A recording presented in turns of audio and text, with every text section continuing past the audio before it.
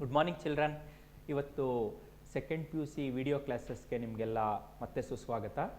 ನೀವು my P U chemistry YouTube ಚಾನಲ್ನ watch ಮಾಡ್ತಾ ಇದ್ದೀರಾ, ಸುಮಾರು ವಿಡಿಯೋಸ್ ನೋಡಿದ್ದೀರಾ, ನಿಮಗೆಲ್ಲ ಇಷ್ಟ ಆಗಿದೆ ಅಂತ ಅಂದ್ಕೊಂಡಿದ್ದೀನಿ.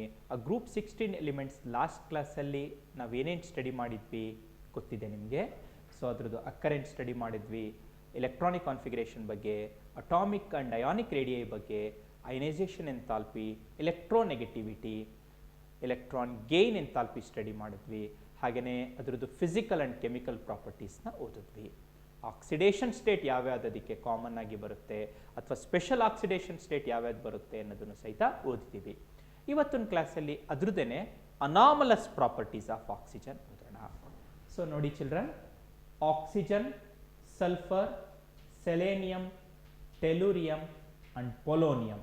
These are the elements present in group 16.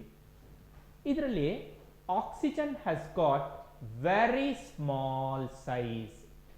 ಅದಕ್ಕೆ ಕಾಂಪ್ಯಾಕ್ಟ್ ಸೈಜ್ ಇದೆ ಅಂತ ಹೇಳ್ತಾರೆ. Oxygen has got very small size, high ionization enthalpy, high ionization enthalpy, high electronegativity,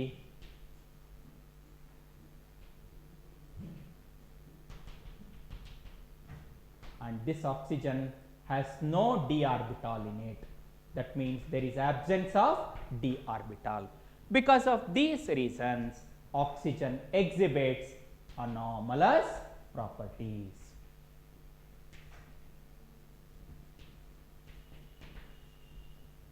ಹಾಗಂದ್ರೆ ಗ್ರೂಪ್ 16 ಅಲ್ಲಿ ಆಕ್ಸಿಜನ್ಗೆ ಅದರದೇ ಆದಂಥ ಕೆಲವು ಸ್ಪೆಷಲ್ ಪ್ರಾಪರ್ಟೀಸ್ ಇದೆ, ಪೆಕ್ಯುಲಿಯರ್ ಪ್ರಾಪರ್ಟೀಸ್ ಇದೆ, ವಿಚಿತ್ರವಾದಂಥ ಗುಣಗಳಿದೆ ಅಂತ. ನಾವು ನಾರ್ಮಲ್ ಆಗಿ ಏನು ಅನ್ಕೋತೀವಿ, ಒಂದು ಗ್ರೂಪಲ್ಲಿ ಬರುವಂಥ ಅಷ್ಟು ಎಲಿಮೆಂಟ್ಸ್ಗೆ ಪ್ರಾಪರ್ಟೀಸು ಒಂದೇ ರೀತಿ ಇರ್ತವೆ ಅಂತ ಹೇಳಿ. ಹಾಗಾದರೆ ಆಕ್ಸಿಜನ್, ಸಲ್ಫರ್, ಸೆಲೇನಿಯಂ, ಟೆಲೂರಿಯಂ, ಪೊಲೋನಿಯಂಗೆ ಎಲ್ಲ ಒಂದೇ ರೀತಿ ಪ್ರಾಪರ್ಟೀಸ್ ಇರಬೇಕು ಅಂತ ಅನ್ಕೋತೀವಿ. ಆದರೆ ಆಕ್ಸಿಜನ್ಗೆ ಈ ಕಾರಣಗಳಿಂದ, ಅಂದರೆ oxygen has got very small size, high ionisation enthalpy, high electronegativity and absence of d orbital. Because of these reasons, it has got anomalous properties or peculiar properties. Reasons ಗೊತ್ತಾಯ್ತು ಯಾಕೆ anomalous properties ಬಂತು ಆಕ್ಸಿಜನ್ಗೆ ಅಂತ ಗೊತ್ತಾಯ್ತು. ಈಗ ಹಾಗಾದ್ರೆ ಯಾವ್ಯಾವ properties ಅದಕ್ಕೆ different ಇದೆ, ಒಂದಷ್ಟು ಎಕ್ಸಾಂಪಲ್ಸ್ನ ಕೊಡೋಣ.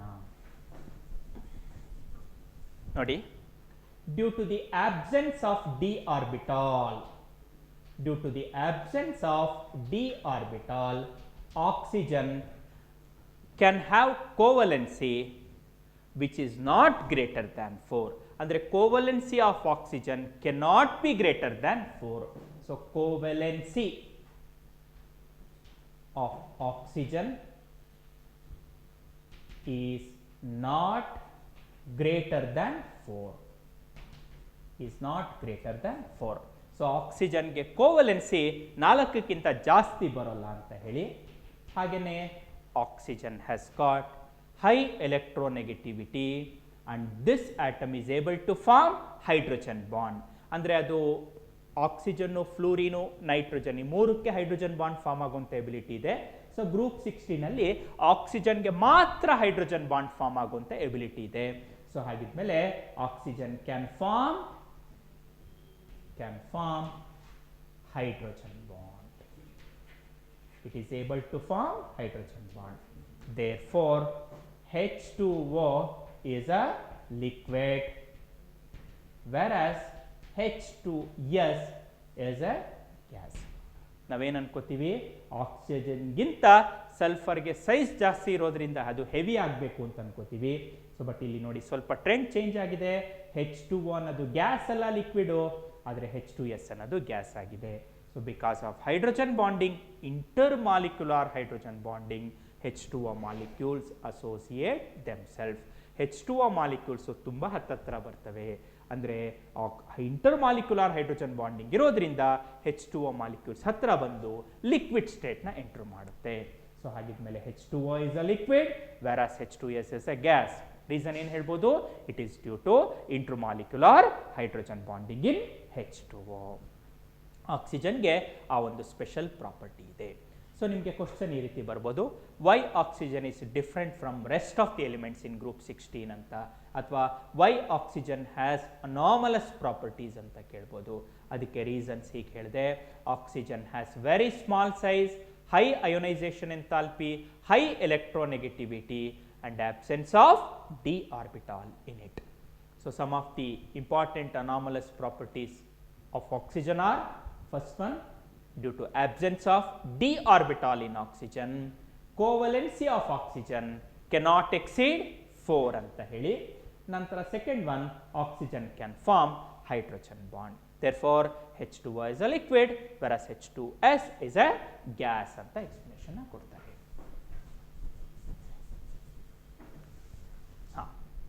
ಈಗ ಗ್ರೂಪ್ 16 ಎಲಿಮೆಂಟ್ಸ್ದು ಜನರಲ್ ಪ್ರಾಪರ್ಟೀಸ್ನ ನೋಡಿದ್ವಿ. ಈಗ ನಾವು ಆ ಗ್ರೂಪ್ 16 ಇಂದ ಫಾರ್ಮ್ ಆಗುವಂಥ ಕೆಲವು ಇಂಪಾರ್ಟೆಂಟ್ ಕಾಂಪೌಂಡ್ಸ್ನ ಸ್ಟಡಿ ಮಾಡ್ತಾ ಬರೋಣ. ಮೊದಲನೇ ಕಾಂಪೌಂಡು, ಅದರಲ್ಲಿ ನಾವು ಸ್ಟಡಿ ಮಾಡಬೇಕಾಗಿರೋದು ಇವತ್ತು ಡೈ ಆಕ್ಸಿಜನ್ ಅಂತ ಬರುತ್ತೆ. ಸೊ ಅದಕ್ಕೆ formula O2, dye oxygen O2 ಅಂತ ಹೇಳಿ. ಆ್ಯಸ್ ಯೂಶುವಲ್ ನಾವು ಯಾವುದೇ ಕಾಂಪೌಂಡ್ನ ಸ್ಟಡಿ ಮಾಡೋದು ಹೇಗೆ ಅಂತಂದರೆ, ಇಲ್ಲಿ ನಮ್ಮ ಟೆಕ್ಸ್ಟ್ ಬುಕ್ನಲ್ಲಿ ಯಾವ ರೀತಿ ಸ್ಟಡಿ ಮಾಡ್ತೀವಿ ಅಂತಂದರೆ, ಆ ಪರ್ಟಿಕ್ಯುಲರ್ ಕಾಂಪೌಂಡ್ದು ಮೆಥಡ್ ಆಫ್ ಪ್ರಿಪ್ರೇಷನ್ನ ನೋಡ್ತೀವಿ, ನಂತರ ಕೆಮಿಕಲ್ ಪ್ರಾಪರ್ಟೀಸ್ನ ನೋಡ್ತೀವಿ. ಈಗ ಫಸ್ಟ್ ಹೋಗೋಣ, preparation of dioxygen, preparation of O2, preparation of O2. First one. Now children, we have the compound potassium chlorate. Potassium chlorate compound is heated in the presence of MnO2 catalyst. Then you are going to get the compound potassium chloride with the liberation of oxygen gas. ಇದು ಒಂದು important method ಆಕ್ಸಿಜನ್ನ prepare ಮಾಡೋಕ್ಕೆ. ಹಾಗೆಯೇ second ಮೆಥಡ್ಗೆ ಹೋಗೋಣ. ಕೆಲವು metal oxides ಇದ್ದಾವೆ, ಆ metal ಆಕ್ಸೈಡ್ಸು ಅಷ್ಟು stable ಅಲ್ಲ, ಅಂದರೆ thermally they are not stable. Heat ಮಾಡಿದ ತಕ್ಷಣ ಅವು ಡಿಕಾಂಪೋಸ್ ಆಗಿ ಮೆಟಲು ಮತ್ತು ಆಕ್ಸಿಜನನ್ನು ಲಿಬರೇಟ್ ಮಾಡ್ತವೆ. ಸೊ ಮೆಟಲ್ ಫಾರ್ಮ್ ಆಗಿ ಆಕ್ಸಿಜನ್ ಗ್ಯಾಸ್ ಹೊರಬರುತ್ತೆ. ಅಂತ ಯಾವ್ಯಾವ ಆಕ್ಸೈಡ್ಸ್ ಅಂದರೆ ಸಿಲ್ವರ್ ಆಕ್ಸೈಡು, ಮರ್ಕ್ಯುರಿಕ್ ಆಕ್ಸೈಡು ಮತ್ತು lead oxide.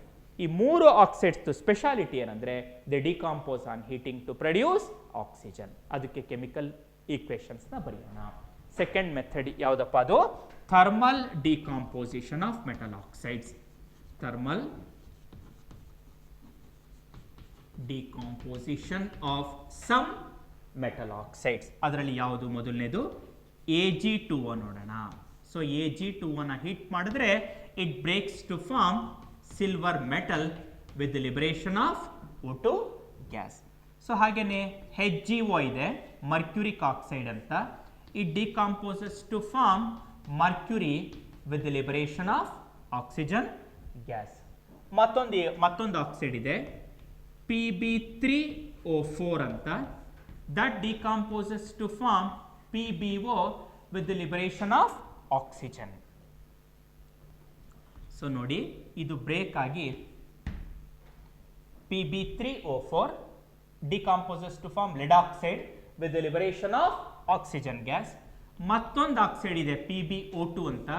that decomposes to form PbO plus O2. So ಇಲ್ಲೂ ಅಷ್ಟೇ.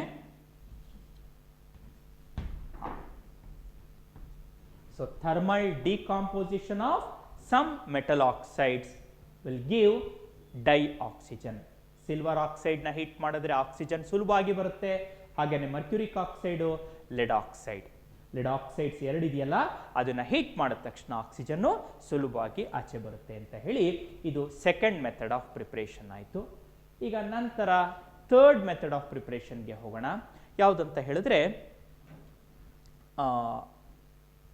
Electrolysis of water. Acidulated water, acid ಹಾಕಿರುವಂಥ ವಾಟರ್ನ ಎಲೆಕ್ಟ್ರೋಲೈಸ್ ಮಾಡಿದ್ರೆ oxygen will be liberated at anode ಅಂತ. ಅದು third method.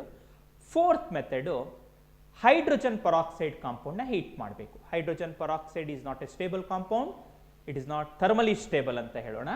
So hydrogen peroxide on heating, hydrogen peroxide on heating decomposes to produce water and oxygen. Okay, so ಈ 3 important methods ಗೊತ್ತಾಯಿತು. ಹಾಗೆಯೇ fourth method electrolysis of acidulated water gives dioxygen at anode.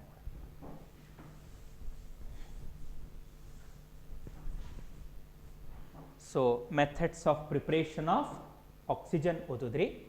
ಈಗ next chemical properties of oxygen ಅಂದರೆ oxygen ಯಾವ್ಯಾವ compounds ಜೊತೆ reaction ಆಗುತ್ತೆ ಅಂತ ನೋಡೋಣ. ನೋಡಿ, dioxygen is able to react with metals and non metals. ಹಾಗೆಯೇ ಕೆಲವು ಕಾಂಪೌಂಡ್ಸ್ ಜೊತೆನೂ ರಿಯಾಕ್ಷನ್ ಆಗುತ್ತೆ. ಅದು ನಾವು 1 by 1 ಸ್ಟಡಿ ಮಾಡ್ತಾ ಬರೋಣ. ನೋಡಿ, ಮೆಟಲ್ಸ್ ಜೊತೆ it reacts with calcium, aluminium. Calcium ಜೊತೆ ಹೇಗೆ oxygen reacts with calcium to form calcium oxide. Balance ಮಾಡ್ಬೋದು. O2 ಅಂತ ಇದೆ, ಇಲ್ಲಿ 2 ಬರೀತೀನಿ. Okay, likewise it reacts with oxygen reacts with aluminium to form the compound aluminium oxide, Al2O3 ಅಂತ ಹೇಳಿ 3 ಹಾಕೋಣ. 3 2s 6 ಆಯಿತು. ಬ್ಯಾಲೆನ್ಸ್ ಮಾಡೋಕ್ಕೆ ಇಲ್ಲಿ 2 ಬರೀತೀನಿ. 4 ಅಲ್ಯೂಮಿನಿಯಮ್ಸ್ ಆಯಿತು. ಹಾಗೆಯೇ it reacts with non metals like sulphur to form sulphur dioxide, carbon to form carbon dioxide. ಹಾಗೆಯೇ ಫಾಸ್ಫರಸ್ ಜೊತೆ ರಿಯಾಕ್ಷನ್ ಆಯಿತು ಅಂದರೆ ಫಾಸ್ಫರಸ್ ಪೆಂಟಾಕ್ಸೈಡ್ ಆಗುತ್ತೆ. So P4 combines with O2 to form P2O5. ಅದು ಡೈಮರ್ ಆಗಿ P4O10 ಅಂತ ಬರುತ್ತೆ. ಸೊ ಬ್ಯಾಲೆನ್ಸ್ ಮಾಡೋಣ. P4 ಬ್ಯಾಲೆನ್ಸ್ ಆಗಿದೆ, O10 ಇದೆ, ಸೊ 5 ಅಂತ ಇಲ್ಲಿ ಬರೀತೀನಿ. ನಂತರ ಹಾಗೆಯೇ ಕಾರ್ಬನ್ ಜೊತೆ ಕಂಬೈನ್ ಆದರೆ ಕಾರ್ಬನ್ ಡೈಆಕ್ಸೈಡ್ ಆಗುತ್ತೆ. ನಾವು dioxygen combines with metals like calcium, aluminium etcetera. With calcium it forms calcium oxide, with aluminum it forms aluminum oxide.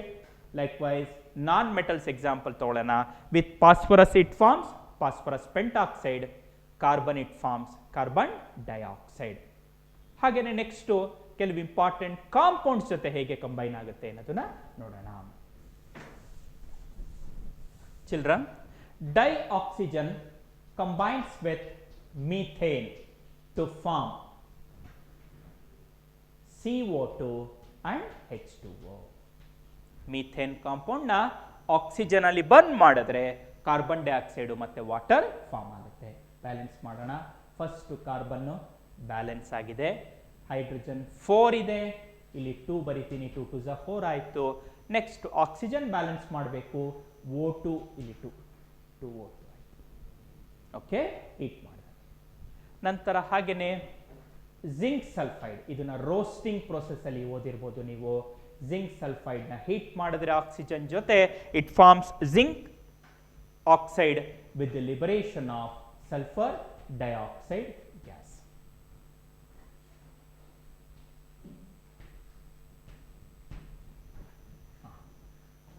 Methane on combustion with oxygen will give you carbon dioxide and water. When zinc sulfide is heated with oxygen, zinc oxide is formed with the liberation of sulfur dioxide gas. ಹಾಗೆಯೇ catalytic oxidation.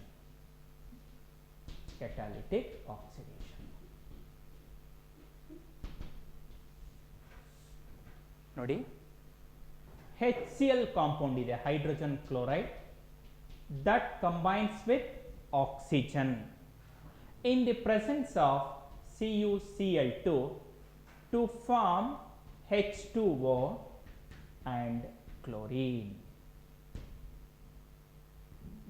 So in fact this is a method to prepare dichlorine. Chlorine compound na prepare ಮಾಡುವಂತ ಒಂದು important method ಆಗಿದೆ.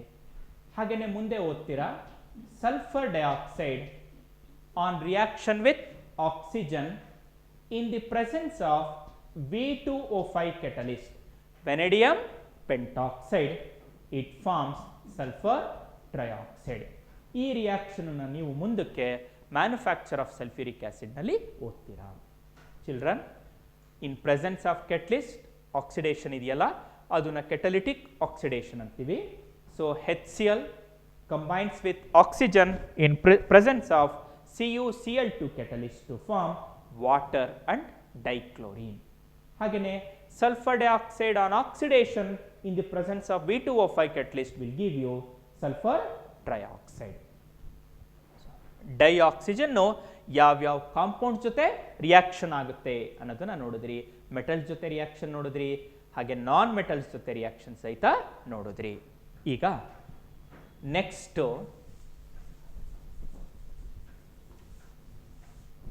ಈ dioxygen ಅನ್ನೋದು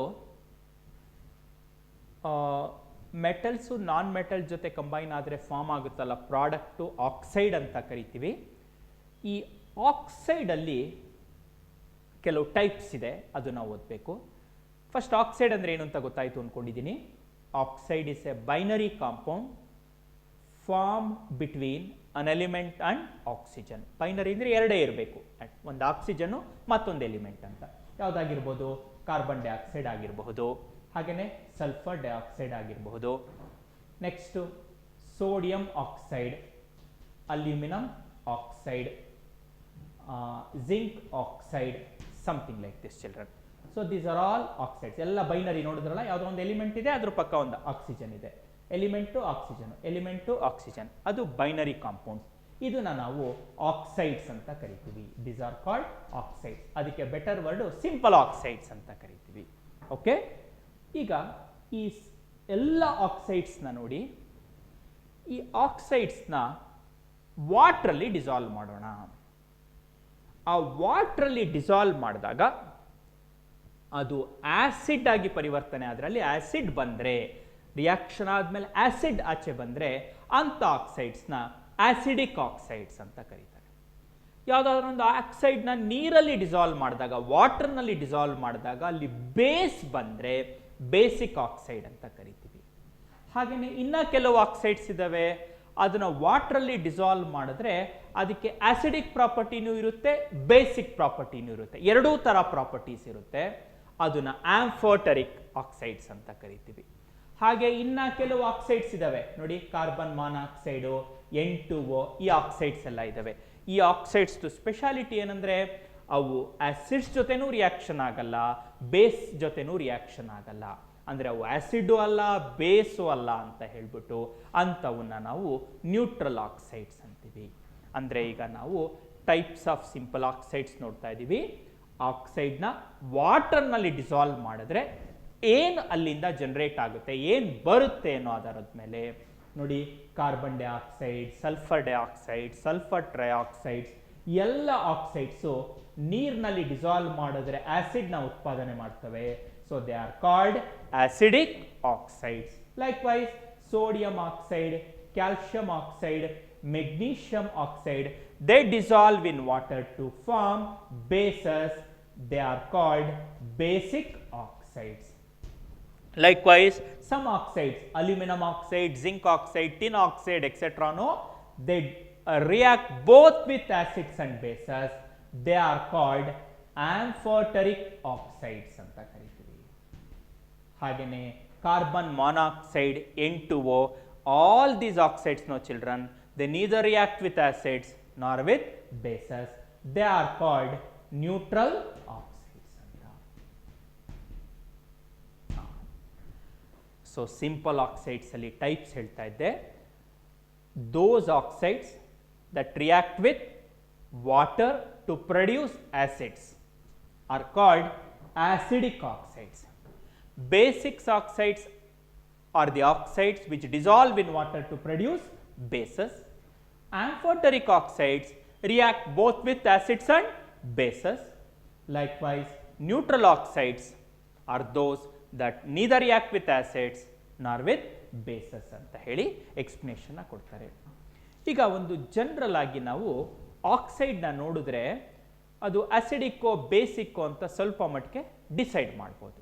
ನೋಡಿ, ಒಂದು general trend ಇದೆ, non metallic oxides, generally non metallic oxides are acidic. Non metallic ಆಕ್ಸೈಡ್ಸ್ಗೆಲ್ಲ acidic property ಇದೆಯಂತೆ. ಹಾಗೇನೆ ಕೆಲವು ಆಕ್ಸೈಡ್ಸ್ ಫಾರ್ಮ್ ಮಾಡುತ್ತೆ, ಮೆಟಲ್ಸ್ದು ಇದೆ. ಆ ಮೆಟಾಲಿಕ್ ಆಕ್ಸೈಡ್ ಏನಾದರೂ ಅಲ್ಲಿರುವಂಥ ಮೆಟಲ್ಲು ಹೈಯೆಸ್ಟ್ ಆಕ್ಸಿಡೇಷನ್ ಸ್ಟೇಟಲ್ಲಿ ಇದ್ದರೆ, ಫಾರ್ ಎಕ್ಸಾಂಪಲ್ ನೋಡಿ, ಕ್ರೋಮಿಯಂ ಮೆಟಲೇ ಸರಿ, ಆ ಕ್ರೋಮಿಯಂ ಆಕ್ಸೈಡ್ ಅಂತ ಒಂದು ಕಾಂಪೌಂಡ್ ಇದೆ, Cr2O3 ಅಂತ formula.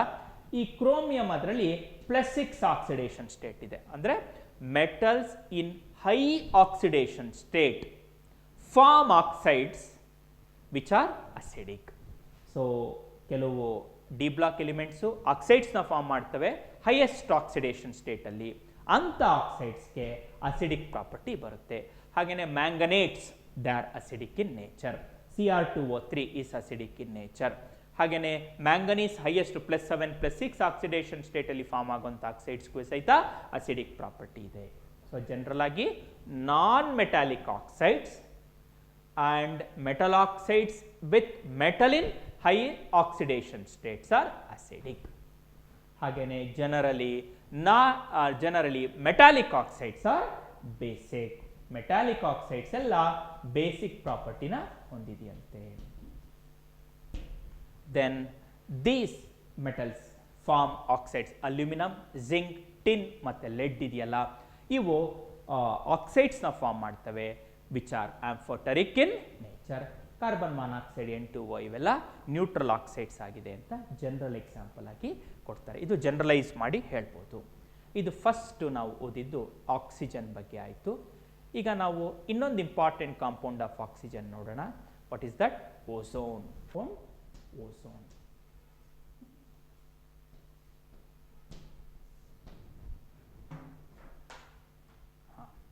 Ozone is an important allotropic form of oxygen. ಆಕ್ಸಿಜನ್ಗೆ ಒಂದು ಅಲಾಟ್ರಪಿಕ್ ಫಾರ್ಮ್ ಆಗಿದೆ ಓಝೋನ್ ಅನ್ನೋದು. It is present in region of this earth called stratosphere. ಸ್ಟ್ರಾಟೋಸ್ಫಿಯರಲ್ಲಿ ಅದು ಅಕ್ಕರ್ ಆಗುತ್ತೆ. ಮೋಸ್ಟ್ ಪ್ರಾಬಬ್ಲಿ ನೀವೆಲ್ಲ ಓದಿರ್ಬೋದು, ozone protects us from harmful UV radiation. UV ರೇಡಿಯೇಷನ್ಸ್ನ ಅದು ಅಬ್ಸರ್ವ್ ಮಾಡಿಕೊಂಡು ನಮ್ಮನ್ನೆಲ್ಲ ಪ್ರೊಟೆಕ್ಷನ್ ಕೊಡ್ತಾ ಇದೆ ಅನ್ನೋದನ್ನು ನಾವು ಸುಮಾರು ಲೋಯರ್ ಕ್ಲಾಸಸ್ಸಿಂದ ಅದನ್ನು ಓದ್ಕೊಂಬರ್ತಾ ಇದ್ದೀವಿ. ಈಗ ಮತ್ತೆ ಆ್ಯಸ್ ಯೂಶುವಲ್ ನಾವೇನು ಓದಬೇಕಂತ ಹೇಳಿದ್ರೆ methods of preparation of ozone, ಹಾಗೆಯೇ ಅದರದ್ದು ಇಂಪಾರ್ಟೆಂಟ್ ಕೆಮಿಕಲ್ ಪ್ರಾಪರ್ಟೀಸ್ನ ಓದಬೇಕು ಇವತ್ತಿನ ಕ್ಲಾಸ್ನಲ್ಲಿ. So preparation of ozone.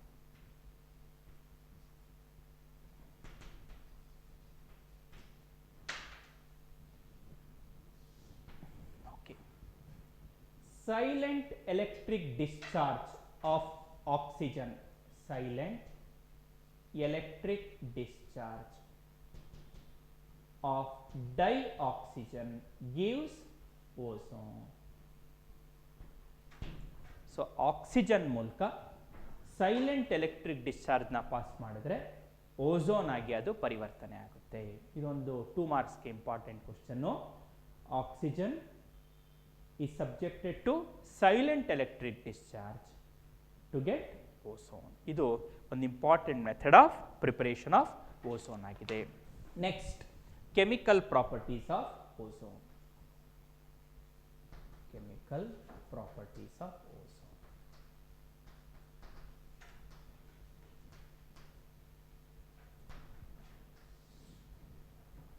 Ozone is a very good oxidising agent. ಅದು ಡಿಕಂಪೋಸ್ ಆಗಿ ನೇಸೆಂಟ್ ಆಕ್ಸಿಜನ್ನ ಪ್ರೊಡ್ಯೂಸ್ ಮಾಡುತ್ತೆ. ಹಾಗಾಗಿ ozone is a good oxidising agent. Children, first one ನೋಡಿ, ಓಝೋನು ಡಿಕಂಪೋಸ್ ಆಗಿ O2 ನೇಸೆಂಟ್ ಆಕ್ಸಿಜನ್ನ ಪ್ರೊಡ್ಯೂಸ್ ಮಾಡುತ್ತೆ. ಹಾಗಾಗಿ ಅದು PbS, ಯಾವುದು ಕಾಂಪೌಂಡ್ ಇದು? ಲೆಡ್ ಸಲ್ಫೈಡ್ ಅಂತ. It is oxidised with oxygen to form PbSO4 ಅಂತ. ನೋಡಿ, ಬ್ಯಾಲೆನ್ಸ್ ಮಾಡ್ಬೋದು. 4 ಆಕ್ಸಿಜನ್ಸ್ ಅವಶ್ಯಕತೆ ಇದೆ, ಸೊ 4 ಅಂತ ಬರಿತೀನಿ. ಇಲ್ಲಿ ಲಿಬ್ರೇಟ್ ಆಗಿರುವಂಥ ನೇಸೆಂಟ್ ಆಕ್ಸಿಜನ್ ಮತ್ತೆ ಇಲ್ಲಿ ಕನ್ಸ್ಯೂಮ್ ಆಗಿಬಿಡುತ್ತೆ. ಹಾಗಾಗಿ ಫಸ್ಟ್ ಒನ್ನ 4 ಇಂದ ನಾವು ಮಲ್ಟಿಪ್ಲೈ ಮಾಡೋಣ. 4 ನೇಸೆಂಟ್ ಆಕ್ಸಿಜನ್ ಕ್ಯಾನ್ಸಲ್ ಆಗುತ್ತೆ. ಹಾಗಾಗಿ ಉಳಿಯೋದೇನದು? O3 plus PbS to form O2, 4O2. ಹಾಗೆ ಇಲ್ಲಿ 4O3 ಬರುತ್ತೆ, ಪ್ಲಸ್ PbSO4. SO4. ನೀವು ಫೈನಲ್ ಈ ಇಕ್ವೇಶನ್ ಬರೆದ್ರೆ ಸಾಕಾಗಿದೆ. Ozone oxidises lead sulphide to lead sulphate ಅಂತ. ಹಾಗೇನೆ ಮತ್ತೊಂದಿದೆ ನೋಡಿ equation. O3 as usual decomposes to form O2 plus nascent oxygen. NO combines with oxygen to form NO2 ಇದೆ. ಸೊ ಈಗ ಬ್ಯಾಲೆನ್ಸ್ ಮಾಡೋಣ. This nascent oxygen gets consumed, is it children? So O3 plus NO to form O2 plus NO2. Ozone oxidizes nitric oxide to nitrogen dioxide. ಇಲ್ಲಿ ನೋಡಿ, ozone oxidisers lead sulphide to lead sulphate. ಹಾಗೇನೆ ozone oxidisers nitric oxide to nitrogen dioxide, getting itself reduce to oxygen. ಅದು ಗೊತ್ತಿರುವಂಥ ವಿಚಾರ. ಹಾಗೇನೆ ಮತ್ತೊಂದಿದೆ. So next, ozone oxidises iodide to iodine.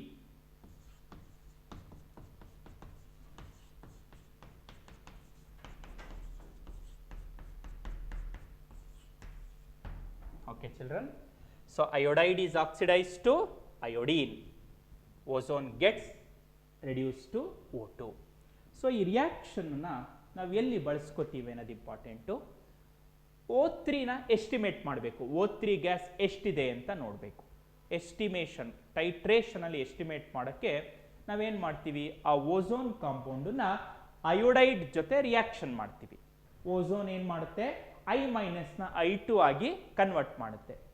ಹೆಚ್ಚೆಚ್ಚು iodine liberate ಆಯಿತು ಅಂದರೆ ಹೆಚ್ಚೆಚ್ಚು ಓಝೋನ್ ಇದೆ ಅಂತ ಹೇಳಿ. ಅಂದರೆ ಅಯೋಡಿನ್ ಲಿಬರೇಟ್ ಆಗಿರೋದನ್ನ O3 ಕ್ವಾಂಟಿಟಿಗೆ ನಾವು ಕಂಪೇರ್ ಮಾಡಿ ಎಸ್ಟಿಮೇಟ್ ಮಾಡ್ಬೋದು.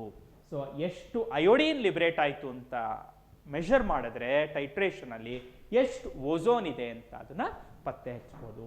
So it is used in the estimation. This particular reaction is used in the estimation of ozone. This particular reaction is used in the estimation of ozone ಅಂತ ಹೇಳ್ತಾರೆ. Quantitative estimation of ozone ಅಂತ. So ಹಾಗೇನೆ ಇದ್ರದ್ದು physical ಪ್ರಾಪರ್ಟೀಸ್ಗೆ ನೋಡೋದಾದ್ರೆ, ozone is a gaseous compound. ಅದಕ್ಕೆ pale blue colour ಇದೆಯಂತೆ, light blue colour ಇದೆ. ಸೊ ಹಾಗೇನೆ ಅದನ್ನ ನೀವು ಕಂಪ್ರೆಸ್ ಮಾಡಿದ್ರೆ ಡಾರ್ಕ್ ಬ್ಲೂ ಕಲರ್ಡ್ ಲಿಕ್ವಿಡ್ ಆಗಿ ಪರಿವರ್ತನೆ ಆಗುತ್ತೆ. ಮತ್ತುವೆ ಅದನ್ನ ನೀವು ಕಂಪ್ರೆಸ್ ಮಾಡಿದ್ರೆ ಸಾಲಿಡ್ ಆಗುತ್ತಂತೆ ಲೋ ಟೆಂಪರೇಚರಲ್ಲಿ. ಅದು ವೈಲೆಟ್ ಬ್ಲ್ಯಾಕ್ ಇದೆ. ಅಂದರೆ ozone is having light blue color. Ozone gas is light blue in color. When you compress it at low temperature by applying high pressure apply ಮಾಡಿ ಲೋ ಟೆಂಪರೇಚರ್ ಅಲ್ಲಿ compress ಮಾಡಿದ್ರೆ ozone liquid ಬರುತ್ತೆ. ಅದಕ್ಕೆ dark blue colour ಇದೆ. ಮತ್ತು pressure apply ಮಾಡಿದ್ರೆ ಅದು solid ಆಗುತ್ತೆ. ಅದಕ್ಕೆ ವೈಲೆಟ್ ಬ್ಲ್ಯಾಕ್ ಕಲರ್ ಇದೆ ಅನ್ನೋದನ್ನ ನೆನಪಿನಲ್ಲಿ ಇಟ್ಕೊಳ್ಳಿ. ಹಾಗೇನೆ ನೆಕ್ಸ್ಟ್ ನಾವು ಓಝೋನ್ಗೆ ರೆಸೊನೆನ್ಸ್ ಸ್ಟ್ರಕ್ಚರ್ಸ್ನ ಬರೆಯೋಣ. resonance structures of ozone. So O, double bond O, single bond O. So ನಿಮಗೆ ಗೊತ್ತಿದೆ, ನೀವು ಫಸ್ಟ್ PUC ನಲ್ಲಿ ಲೂಯಿಸ್ ಡಾಟ್ ಸ್ಟ್ರಕ್ಚರ್ ಬರೆದಿದ್ದೀರಾ. ಸೊ 2, 4, 6, 8 ಇಲ್ಲಿ ಲೋನ್ ಪೇರ್ ಆಫ್ ಎಲೆಕ್ಟ್ರಾನ್ಸ್ ಹೀಗಿದೆ. ಹಾಗೇನೆ ಆಕ್ಸಿಜನ್ಗೆ ನೋಡಿ ನೀವೇನೆ 8 ಬರಬೇಕು. 2, 4, 6 ಆಯಿತು. ಇಲ್ಲಿ 2 ಎಲೆಕ್ಟ್ರಾನ್ಸ್ ಬರೆದ್ರೆ 8 ಆಯಿತು. ಈ ಆಕ್ಸಿಜನ್ ಮೇಲೆ ನೋಡಿ 2 ಎಲೆಕ್ಟ್ರಾನ್ಸ್, ಬಾಂಡೆಡ್ ಎಲೆಕ್ಟ್ರಾನ್ಸ್ ಇದೆ.